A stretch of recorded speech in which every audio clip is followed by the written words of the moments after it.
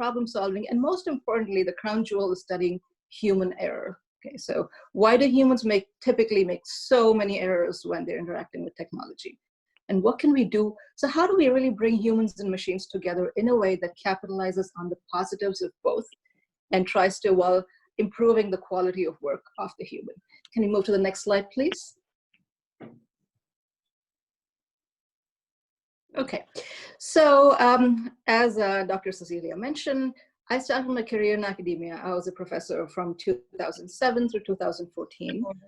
During this time, I established the Applied Decision-Making Laboratories. This was part of a human factors psychology program. And I got very deeply involved in airport security. Why did this happen? When I was in the second year of my PhD program, that's when the September 11th terrorist attack happened in the United States. I do realize a lot of you were probably very young when that happened. Maybe you weren't even born at that time, but this was almost 20 years ago. But that had a profound effect on me, because what essentially happened is planes got hijacked and then they got flown into the World Trade Center and the Pentagon, leading to untold loss of life. And this was the worst terrorist attack on US soil. So when this happened, the Department of Homeland Security was set up. That department didn't even exist up to that point, which was dedicated solely to the study of national security. And human factors in national security emerged as a new field. And I was an impressionable PhD student. I got involved in this because my advisor, my professor, was involved in this. So what you see in front of you on this slide is something that we simulated in my lab. So I started this during my PhD, continued it in my postdoc, and then continued this for 7 years when I was a professor. This snapshot is not in my lab, of course. There's an actual airport, someone screening luggage at an airport, but we had a very similar setup in the lab, where we used to design these pieces of luggage. They were all digital images, and we would superimpose weapons into these images. So what you see at the bottom, if you see the gun, and then you see different types of guns, and then you see knives and sharp objects on the right. So we would superimpose different objects, would create different controlled experimental settings to see what really impacts the decisions that people make. So what impacts the decision to stop or pass a piece of luggage? Does it have to do with, is human attention getting corroded in some way because you're sitting there and they're watching this? A screener sits there and mindlessly watches this for hours together. So maybe there's an attention decrement at some point. Does it have to do with categorization of objects? So are some objects easier to recognize than others? Is this the way we store memories and store images in memory? Does it have something to do with that? So it has to do with perception, cognition, decision-making, memory, all psychology issues. Ultimately, that's what affects human performance. So for example, what you see at the bottom, you see a large gun, which is, okay, that one might be easier to detect. If someone actually stuck such a big gun into a piece of luggage, you would see it. But what if it was a little pistol, right? And if they cleverly concealed it under several layers of clothing, what does it take for the human to find that? Again, if you see the objects on the right, they may be knives, they're sharp objects. So what does it take for humans to find these unconventional weapons? How do we have to train them? And most importantly, a lot of airports, of course, they have sensors, they have automatic sensors that send out signals when they detect something suspicious. But then we also find people, these screeners, not trusting these. A lot of the time you get false positives. It sees a shoe and then the alarm starts to ring. I'm sure it's happened to a lot of you at airports. You get stopped for completely stupid reasons. And because of that, trust is dropping and people aren't using these sensors properly. So these were a whole range of different issues that we studied. It was a lot of fun. We did human subjects experiments in the lab. We did a little bit of observational study, but most of it was just controlled setting in the lab. And for the sake of time, I'm not going to go into details of findings, but if you're interested in learning more, I'm happy to share any articles. There are several of these published in the open literature right now. Can we go to the next slide? Okay. So during this time, right after my time in academia, I took a 2-year stint to do something different. So I joined the National Academies of Sciences, which is in Washington, DC. The National Academies is a policy organization. So policy is essentially, you take findings from science and you translate that to make recommendations for where future investments need to be made by the federal government. So there are several boards within the national academies, each representing a field of study. I served as the director of the board on human systems integration. So my job here was to serve as a primary spokesperson for all matters related to human systems integration. And any report, any advice that we had, we gave it directly to members of the federal government, Congress, and the White House. And this was 2014 to 2016, so this was the Obama administration. And these are some examples of the kind of studies we did. So keep in mind, these are not research, this was policy. So one of them was for the Department of Transportation, where we studied, sometime in 2010, there was a Deepwater Horizon oil spill, right? You may have heard of it. So what happened was, this was the biggest environmental disaster in US history. So BP, the oil company, basically, they dumped 210 million tons of oil into the Gulf of Mexico. It was an accident. There was a lot of human error issues. So there was this in-depth investigation of what happened. How did this kind of a gigantic error even happen, and what can we do? So my team, we went out there. I didn't physically go, other people went, but they collected data on what could have been done. Why is human error such a problem, and why did they not detect these issues until it was too late and 200 million tons of oil spilled into the ocean, endangering all kinds of life around it? So then we released a report making recommendations for how the oil industry can be safer going forward. There was another study for the Department of Commerce. So this one was about personnel selection. As you can see, these are completely different types of studies. This one was personnel selection of forensic examiners. So forensic examiners are people who are, fingerprint examiners, for example. So we conducted a workshop, and then we made recommendations for how can we select the best fingerprint examiners. Right now, it's just 10-minute verbal interview, ask them a bunch of generic questions, and then you're done. But we said, no, you need to have more, tests that are more geared towards pattern recognition, because these people, it has to do with, again, perception, cognition, decision-making. We need to test psychological phenomena. You cannot just ask them questions and make them fingerprint examiners. The next study was actually a super interesting one. This is for the Department of Transportation as well. So this was on commercial motor vehicle driver fatigue. So truck drivers, lorry drivers, right? So they are actually responsible for the largest number of motor vehicle accidents in the United States and fatalities. Well, and the reasons are obvious, right? Because these guys are driving, they drive through the night, they do back-to-back shifts. They're on the road for 14, 16 hours without taking a break. And naturally, their circadian rhythms are all messed up. They fall asleep on the wheel, no surprise there. But it's hazardous for their health and for the other people on the road. So we conducted this long-term study where we actually fitted cameras into the dashboard of trucks, with their permission, of course, just to see when do they start to fall asleep? And after precisely how many hours of sleep does human decision-making break down? At what point does their attention start to waver? And what can we do? What do they do? Are there any measures they're taking? Do they stop to fall asleep, to take a break? Do they do anything at all? So the study took about a year, and finally we made about 16 recommendations for, how do we structure the shifts of these truck drivers? So one of them was, you have to make it mandatory for them to take an 8-hour break between shifts. It sounds very intuitive, but it's amazing how people don't think of these things. And some of this sounds so intuitive to a psychologist. Believe me, it's not. We've also done a lot of general studies on things like hazard recognition, risk perception in healthcare settings. This is for the Department of Health and Human Services. Healthcare isn't really my area of specialty, but I had several people on my advisory board who were helping with this. So again, if you can imagine, again, very relevant to the present day with the COVID-19, we see how stressed out our medical personnel are getting. So and then they're surrounded by all these beeping machines and all this high stress level, stress, and it's a high stakes job. You're directly responsible for human lives. So it's just such a difficult job. And it's not just about saying, well, you trained for it, so you better do it now. No, it has to do with, it again goes back to perception, cognition, decision-making. They need help beyond just saying, well, here's your medical degree, go do your job. So again, we did this mixed methods research, and then we released a report saying, well, these are ways we need to go into the hospital setting and study hazard recognition and risk perception.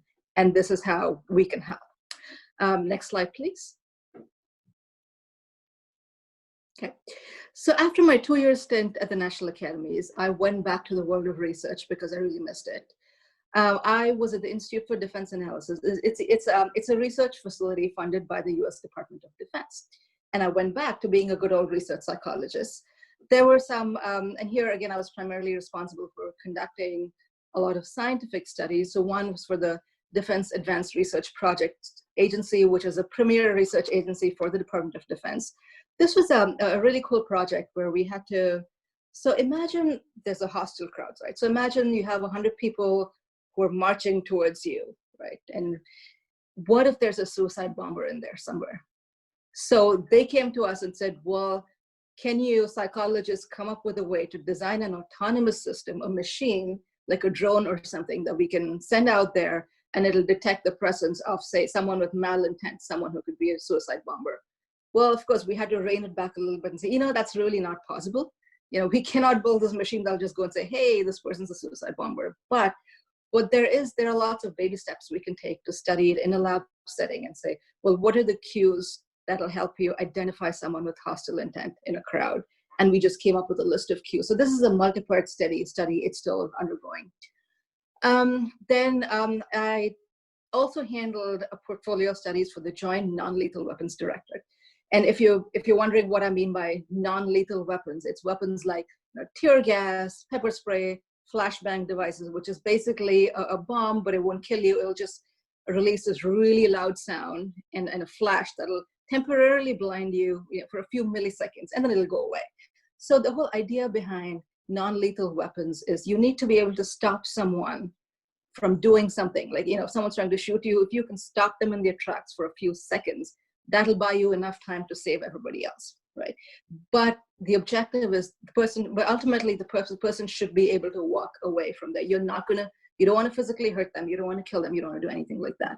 So we designed, so I developed a whole program on the psychological effects, because until that point, it was all just, well, what are the physical effects? Is it going to hurt you? Is it going to, make you bleed? Is it going to hurt your tissue? But but we said ultimately it's a psychology problem, right? Because if you're going to tear gas somebody, you're basically, and the reason you're stopping them is because you're scaring them, and we don't want to do that, and we want to make sure that that doesn't have long-term effects. So we use virtual reality to construct experimental test beds to study all of this.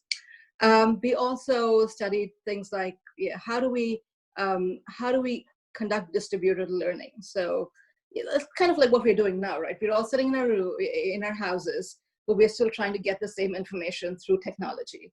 So the Department of Defense was developing this architecture, and we went and tested it. And this is mainly for soldiers in different settings, distributed across in different sites. And this was to test if they are getting the same quality of learning across the different sites through this architecture.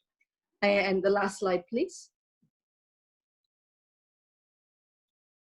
Okay, and finally, here I am since last year. I've been with the MITRE Corporation. The MITRE is a nonprofit, also a research organization funded by the US government.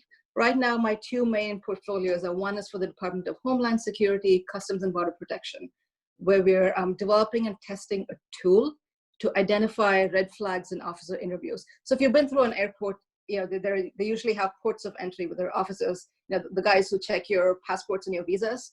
So we are responsible for how we are trying to develop this tool that'll interview those officers to make sure we have the best candidates doing those jobs. So there's actually looking at people's passports properly.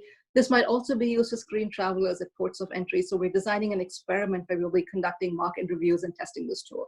We just started this 2 months ago.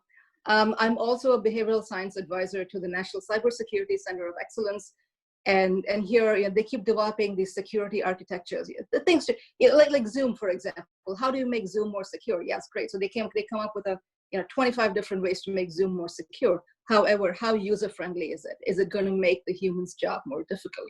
So it's my job to go and ask these questions and say, well, we need to consider user experience. We have to examine things like compliance. We have to examine people's trust in this architecture. And if we make it so complex that no one's going to use it, they're just going to find ways around it, and they're going to breach security parameters. So there's nothing that you do is going to be nothing that engineers do is going to be of any help. So basically, my job is to inject the human element into engineering.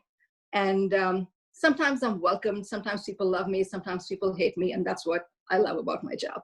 And with this, I'd like to stop talking. And if you have any questions, I'm happy to answer. Wonderful, wonderful discussion. Thank you so much. Okay. My cat just wanted to say hello. So. Very nice. Yeah, I think this is a line of thought that we've not explored at all, because as a subject, this is not available in most of the universities across India. And though there are questions regarding this, I think the closest that we've come to it is discussing a little bit, just one little unit of artificial intelligence, and that in a cognitive paper at the master's level. So the undergrad level doesn't touch it at all. So Right. it's an entirely new world for most of us. And I would like the participants, if you have any questions, please post it on the chat box. I will start reading it from there. And while they post the questions, my question to you, Dr. Madhavan, are you aware of any laboratories in India which are doing this kind of work? I know there is one at University of Allahabad, and I know they had started some work with it, but I know when we went for a visit, it was just suspended. Yeah, so I think I'm aware of the same one that you're referring to. It's the one in Allahabad. And I think I even know the person. At least I knew the person. I haven't had contact for a while, but that is the big one. But I think if there are cognitive psychology courses, cognitive comes closest to this. Correct. And I think it's still called human computer interaction. It's still called HCI. So my sense is it's still there, but it's going by different names. I don't think they call it engineering psychology. So I would look for a human computer interaction. I don't know how popular human factors is. I have to, but sometimes industrial engineering, and I know this is a little tricky, but industrial engineering programs have human factors programs within them. Now, can you get into an engineering program with a psychology degree? Maybe not. But I would definitely encourage people to explore the cognitive route. That might be the closest you can come to this kind of work. Cognitive HCI, that might be the route. But if I hear of anything, actually, I'll look it up. That's an interesting question. I'll look it up, and I'll let you know what I find. Yes, please do. I'm sure I'll share it with all the participants for sure. So before I start with the questions, how much of your time can we take? You can take as much time as you want. Wonderful. One nice thing about this is I'm home. I'm working from home, so I don't have to get up and take my son to school tomorrow morning. So I'm good. Take your time. Okay. So what's going to happen is another 2 minutes. We'll take one question. Another 2 minutes. We may have to log out of this, as you know, this is a Zoom free package, and we'll log into another meeting. The link for that meeting will be posted in the chat box right here. And I request all the participants to come back. So I'll just start off with the first question. What are some of the requirements? This is from Shreya. What are some of the requirements for research you would recommend in terms of technical or soft skills? Soft skills, well, technical skills, well, that's easy, right? I think for research, you just have to, well, at least in the US, one, you have to be enrolled in a program, right? In a graduate program, a master's or a PhD. And once you get what I did and what most people do is you just go around talking to professors, right? From lab to lab, and you volunteer to work with them, and they are always open to it. Everyone wants volunteers. So I would say soft skill, just go talk to people. I do think you have to be relatively strong in statistics. It's that's a requirement for any kind of research. I mean, to do a thesis, to do a dissertation, you have to be able to analyze data. So you have to be strong in statistics. If you know something about experimental design, that's great, but it'll still be taught to you as part of the program. But I would say, in terms of soft skills, it's just be curious and talk to people, and people really appreciate that. Okay. Connected to that, I remember you telling me about the scholarship you got when you moved from India to the US. A lot of students are being put off by the steep fees in the US. How difficult is it to get a scholarship? So for a PhD program, you will almost always get a scholarship. Master's programs are tricky, and that's why I didn't come for a master's. I came here for an integrated PhD, and I got my master's in the first 2 years. So I would always encourage people to apply for a PhD program. I mean, it's more valuable for you in the long run. It's not, it feels like a big investment, but it's more valuable in the long run. There's a much higher likelihood that you will get a scholarship because nobody expects you to pay for a 5-year PhD program. It's not practical, will not happen. So yes, that's a simple answer. The fees are steep. I myself wouldn't, I wouldn't say it's worth it. Okay, don't pay that much money to come here. If you're coming here, come on a scholarship, apply to a PhD program, get good GRE scores, get into a PhD program, and then come in with a scholarship. Very nice. So I'm going to continue in the next session with the rest of the questions. That is Fatima's questions. If you want to pursue a career in engineering psychology in India, how do you go about it? So we'll come back to this question in the next session because we have just about 2 minutes left. And Fatima, Khushbu, Vanessa, if you could type your questions again in the next chat box. All right. So see you guys in about 5 minutes. Dr. Madhavan, please join us in the.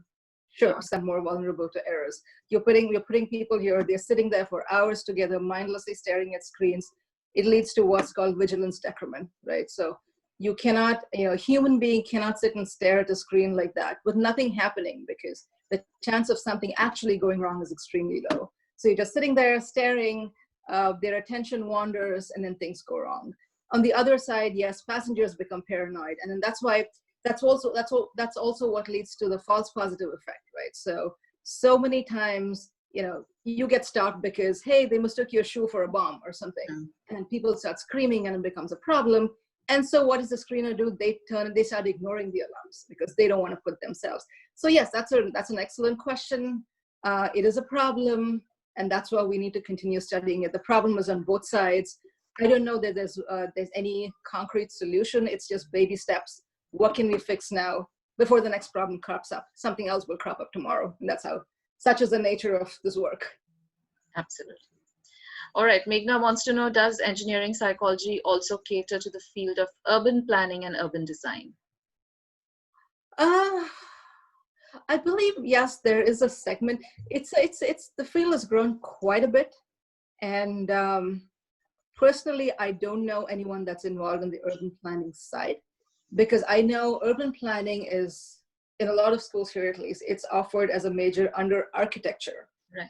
So I've never actually seen it being offered within a psychology program, but I don't see why there wouldn't be intersections. Because I think intelligent design is a big part of it. And user experience, intelligence design, I think there are cross-cutting connections. It may not be, if you look under specifically urban planning, you may not find it in psychology. You'll probably find it in architecture. No.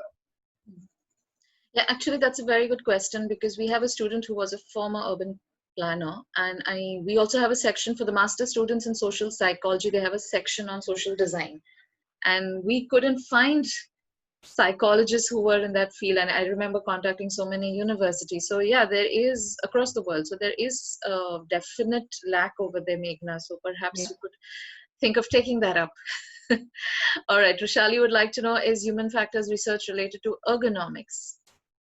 Yes, very much. In fact, human factors and ergonomics always go hand in hand. Human factors so one side is a perception, cognition side of it, and the other side is a physical ergonomic side of it. So yes, they are. In fact, we have our signature scientific association here is called the Human Factors and Ergonomics Society. So they definitely fall under the same umbrella. Ishrat has a question, does engineering psychology require a science background? And I think not. Basically, you're a psychology student, right? Right. So my bachelor's was psychology, English, economics, MA psychology, master's, PhD. So I've been a psychologist all along. All right. So good news for you, Ishrat. You can still go there. But it does require a psychology background because there are people who come in with engineering degrees who want to study human factors psychology. And that's a tough sell because you have to have bachelor's psychology to be able to do master's, PhD. Right. Do you think India has scope in engineering psychology? Because we don't seem to be hearing of it anywhere. I definitely think yes. I just think, like I said in response to my previous question, I think it just goes by different names. And if anything, we may have to do some research to figure out who's doing it and what is it called. I think that's the conundrum. What is it called? And, for example, if you go to Europe, it'll be called something else there. So yeah, it's just, I don't know why, but maybe because it's such a new field, right? It's the baby, it's still in its infant stage compared to, clinical psychology, which has been around for generations. So because it's so young, I think there's still not enough consensus on what to call it. So I'm sure it's there. I'm sure there's scope. We have to figure out what it's called and find where to go. Okay. What's the most interesting part of working in this field? Ritika wants to know. Mm-hmm. The fact that it's so contemporary, right? It's technology has permeated our society. It had permeated even 20 years ago when I started, but even more so now. There's just been an explosion of technology around us. And now look at where we are today. We are entirely dependent on psychology, on technology. And the field is becoming more and more relevant. So whatever it is that you fancy, if you want to study video gaming, hey, there are people who study gaming. I have friends with PhDs in psychology who are working for video game manufacturers. They're working for companies like Google and Apple and all of those. There are people like me who are working for the government sector, and there are people who are in academia. It's just becoming so relevant. It's so exciting. As the nature of technology changes, we're only going to need this more and more. I don't think we're going out of business anytime soon. Okay. Jay Samant would like to know, can the errors be eliminated with less work duration or off-screen time, also refreshment time for the jobs of screening? Absolutely. And that's a great question. And those are some of the findings we have from our studies. And one is, like I said, for screening or even truck drivers, whatever, any job where you have to sit there and do it continuously for many hours, there's a decrement. So if we can put in breaks, yes, there's one good way to do it. Or, we even looked at, does it help if you have teams of people doing it as opposed to one? Various different solutions are possible. And these things, some of them have even been implemented with positive effects. So yeah, definitely. Okay. Shruti says that the 12th standard textbook mentions engineering psychology as a few of the upcoming fields. But as students, what can they do to reduce the misunderstandings that arise because of the name, engineering and psychology? Oh, that's $1 million question. So we've struggled with that so much. So when I was teaching, when I was in academia, it was primarily a master's and PhD program, but there were a few courses offered at the bachelor's level. And we found that a lot of the time students didn't enroll in this course because they didn't know, the name was so confusing, right? Like something like clinical or counseling or industrial, people, you look at the name, you know exactly what it is. Engineering psychology, people just get scared because they're like, I didn't go to engineering college because I didn't want to become an engineer. And now why are you pushing me towards engineering? I don't want to do it. So real problem.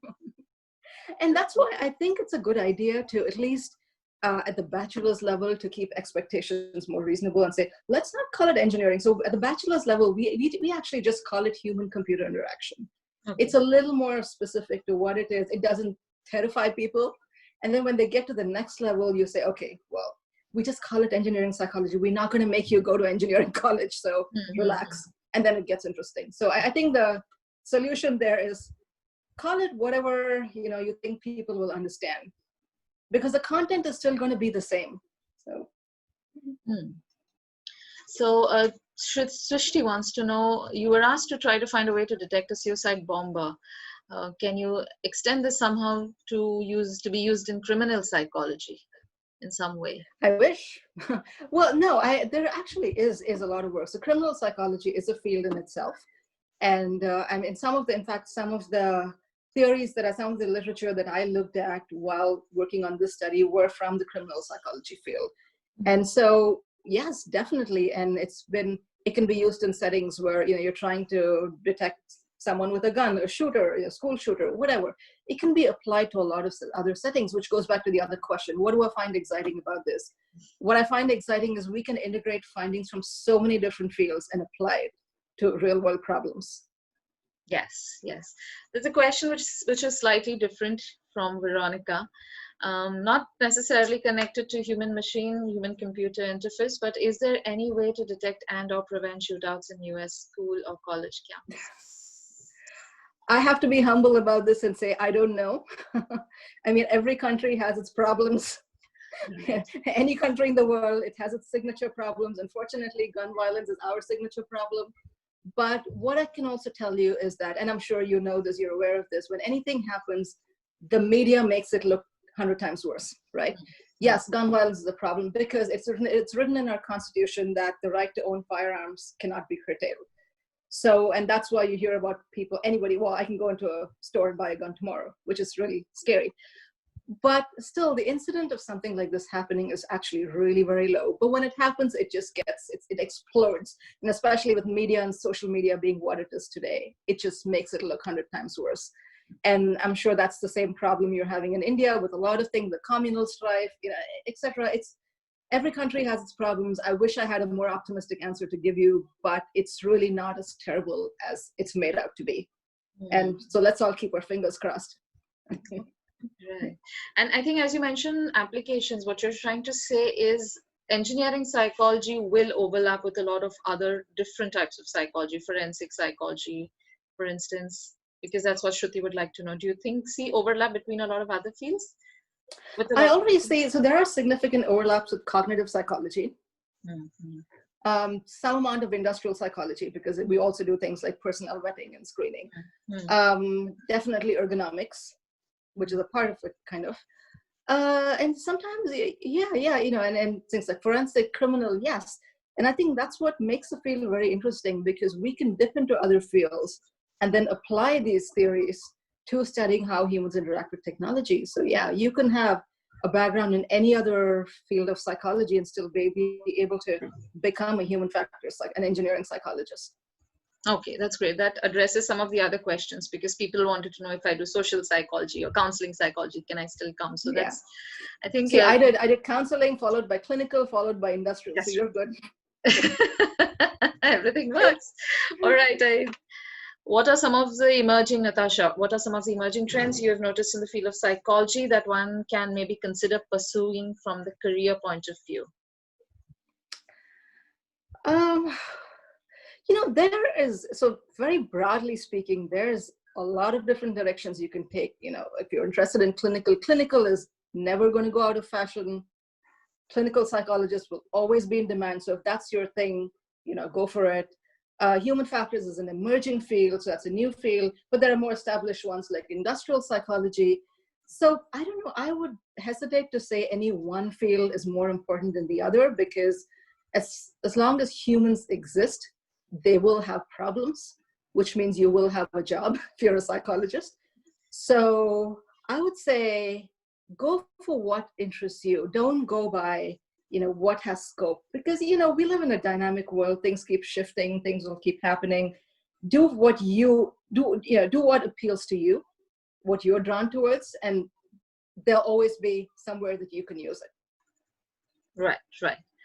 And I think on that note, we can safely say we're done with the meeting, because some of the questions are repetitive, and I think ma'am has already addressed them earlier.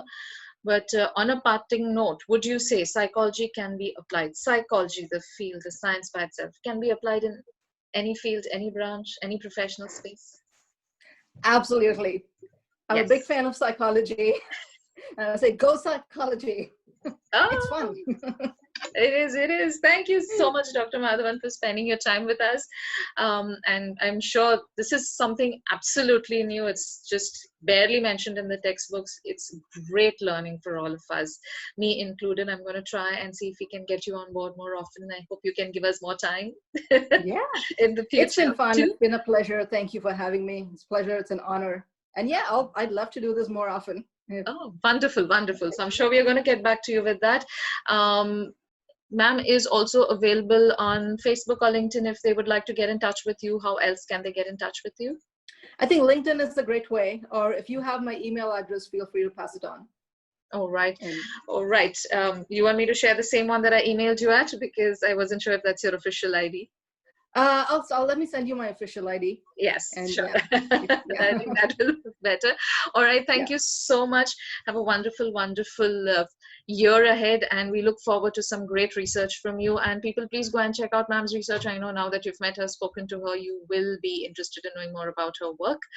And any parting words? I'm just so happy. I don't want to let you go. That's the next speaker on.